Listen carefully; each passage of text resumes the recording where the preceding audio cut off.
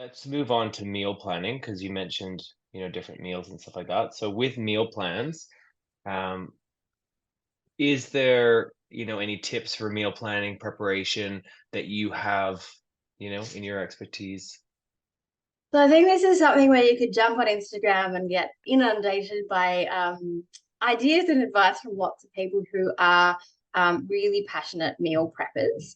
But I guess in my sense and from a dietetic point of view and what I find helps in my own household is starting from what have we got? What's in the fridge? What's in the pantry? Do I have kind of half of a meal's worth of ingredients there that I just need to get some top ups for?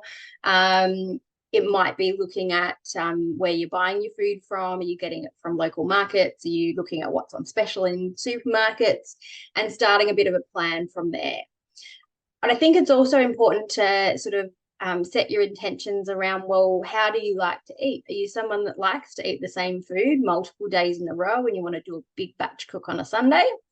Or do you like a fair bit of variety? And then you might do maybe still bigger batches, but half of it then goes in the freezer so that you've got this kind of running mix of meals and a bit more diversity. So Yeah. I tend to find it's helpful to have like some staples maybe for breakfasts and lunches, snacks if you're a snacker. And they might be pretty similar week in, week out, but it then be more those evening meals.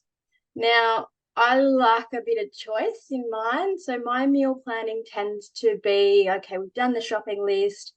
And ideally, we put like a bit of a short list on the front of the fridge. Be like, these are the key ingredients or key meals we're aiming to cook this week. So when we get home at the end of the day, we're a bit tired, we're a bit exhausted. We're like, oh, that's right. We've got these 3 or 4 go-to options for this week. Which one do we feel like tonight? So that then we do have that bit more flexibility. Other people like that really rigid approach to know, right, this week I'm just cooking chicken. Next week I'm just cooking another protein. If you do tend to do the big batch cooks across the week, then I would really emphasize the importance of varying up the ingredients week by week. So frequently, some of the more Instagram meal preppers will have very little variety. So, for example, their carbohydrates might always be white rice, but we know long term for inflammation, for gut health, we need more diversity in our diet than most of us are eating. So, if we do a weekly cook, then we need to make sure that we're really varying that up week by week. And then what about portion sizes and avoiding like overeating? So what are some tips for doing that? Yeah, so I think a good starting point is to sort of say, well, what do I dish up into? Now, have I got a fairly generous sized plate or bowl or a fairly sensible sized plate or bowl? So a good analogy with this one is modern wine glasses. If you measure out a standard 100, 120 mil serve of wine, it barely makes the bottom of most of the larger glasses. The same can often happen with our crockery, that we look at the crockery that was around in the 1950s and we line up a plate maybe from an old relative's house against our modern plates. They've actually got a much bigger diameter. So we have over time just gradually increased our portion sizes. Much more common now for people to take leftovers like in a container or a box or something for lunches.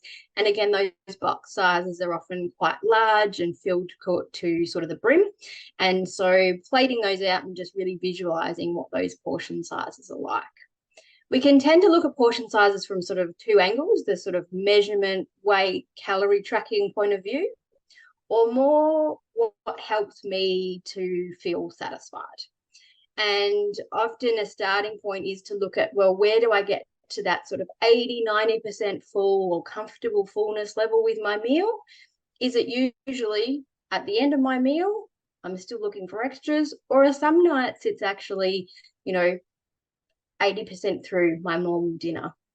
And then I keep finishing it because it's everything on the plate. But if I take stock of that, then gradually over time, I can modify those portion sizes. I think it's also really important to think about who dishes up your food. So whether it's you, someone else in your house, or if you're eating out a lot or getting takeaway food a lot, someone else is dictating how much food's going on the plate. And that might also be a real risk factor for potentially overeating. And I think that's something that I've been doing lately is eat half of the food and then stop and actually wait a couple minutes and then start again if you're still hungry. So it's like normally what you put on there, if you actually just slow down, so like take a break when you get to that halfway point and be like, all right, am I actually hungry? And start thinking about that rather than just being like, oh, it's on my plate, I've got to eat it. If there is questions as we go, I know a couple people have joined us. Please write your questions in the chat because we are going to have a full Q&A at the end. So please do put it in there.